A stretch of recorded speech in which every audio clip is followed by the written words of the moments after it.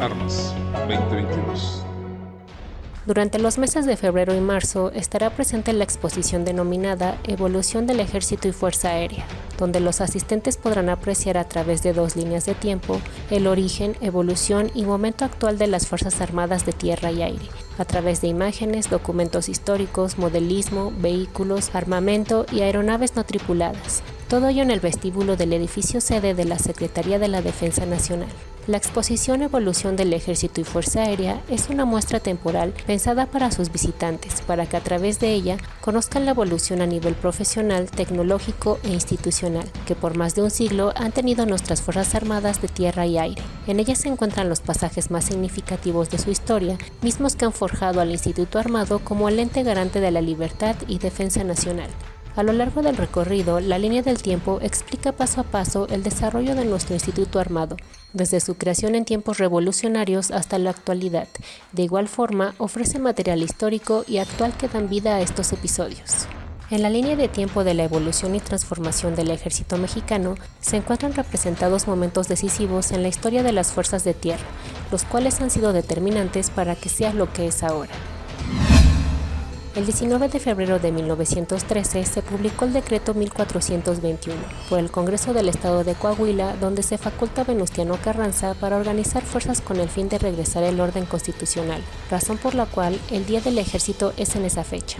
El 26 de marzo del mismo año se promulga el Plan de Guadalupe por Venustiano Carranza, con el que se crea el Ejército Constitucionalista. El 13 de agosto de 1914 se firman los tratados de Teoloyucan, en los cuales se disuelve el Ejército Federal, con ello triunfa la Revolución.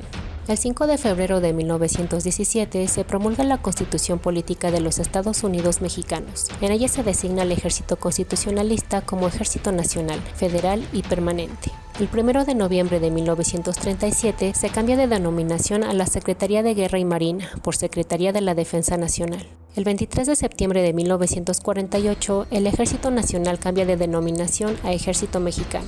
En 1965 se crea el Plan DN3E y en octubre de 1966 se aplica por primera vez en los estados de Veracruz y Tamaulipas. El 1 de octubre de 1987 se crea el primer cuerpo de ejército. El 30 de junio de 2019 se crea la Guardia Nacional con 35.484 elementos procedentes de la Secretaría de la Defensa Nacional.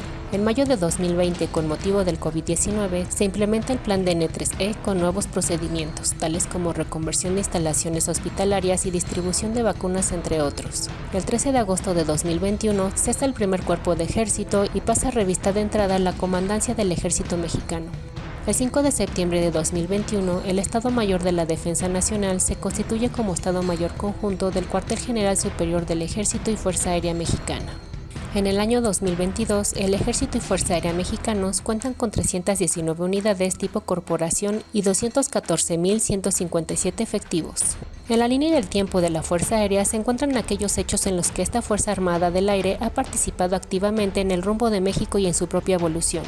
El 30 de noviembre de 1911, en una exhibición aérea en la Ciudad de México, el piloto británico George M. Dayot hizo una invitación al presidente Francisco I. Madero para volar como pasajero en el aeroplano Dipper Dawson, efectuando un vuelo de 12 minutos.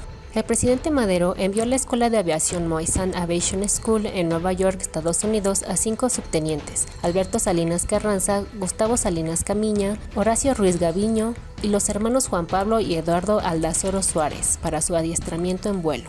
El 14 de abril de 1914, a bordo del avión Sonora, Gustavo Salinas Camiña y el mecánico Teodoro Madariaga realizaron un ataque aéreo al buque federal Guerrero sobre la bahía de Topolobampo, Sinaloa, convirtiéndose en el primer bombardeo aeronaval del mundo. El 5 de febrero de 1915 se creó el Arma de Aviación Militar, nombrándose como jefe de dicha arma al mayor de Estado Mayor de la primera jefatura, Alberto Leopoldo Salinas Carranza. El 22 de febrero de 1918, la Escuela Militar de Aviación expidió su primer título de piloto aviador al teniente Samuel C. Rojas Razo. El 5 de julio de 1942 se registró el primer combate internacional de la Fuerza Aérea Mexicana, en donde una escuadrilla de aviones AT-6 Texan, al mando del piloto aviador Luis Antonio Noriega Medrano, localizaron y atacaron al submarino alemán U-129. 10 de febrero de 1944. Como resultado del ímpetu demostrado por los pioneros de la aviación en México, el arma de aviación adquiere la categoría de Fuerza Aérea Mexicana. El 2 de mayo de 1945 es izada por primera vez la bandera de México en las Islas Filipinas por la Fuerza Aérea Expedicionaria Mexicana Escuadrón 201. El 18 de noviembre de 1945 entra en forma victoriosa a la capital de la República Mexicana la Fuerza Aérea Expedicionaria Mexicana Escuadrón 201. El 15 de septiembre de 1952 se crea el Batallón de Paracaidistas, que el 1 de enero de 1969 crecería para formar la Brigada de Fusileros Paracaidistas. En 1959 fue creado el Colegio del Aire con el fin de desarrollar la capacidad profesional de la Fuerza Aérea Mexicana. El 7 de septiembre de 1960 se reciben los primeros aviones Vampire Mk-3 y posteriormente los Lockheed T-33. Con esto México entró a la era del jet. El 10 de febrero de 1992 se inaugura el actual edificio de la Comandancia de la Fuerza Aérea Mexicana, siendo además esta fecha la primera vez que se festejó el Día de la Fuerza Aérea Mexicana. En abril de 2015 se lleva a cabo la primera Feria Aeroespacial México, la cual tiene como objetivo establecer una feria internacional sustentable que promueva la industria aeroespacial nacional. El 5 de septiembre de 2021 se establece un Estado Mayor Conjunto, el cual queda como cabeza del Ejército y Fuerza Aérea Mexicanos.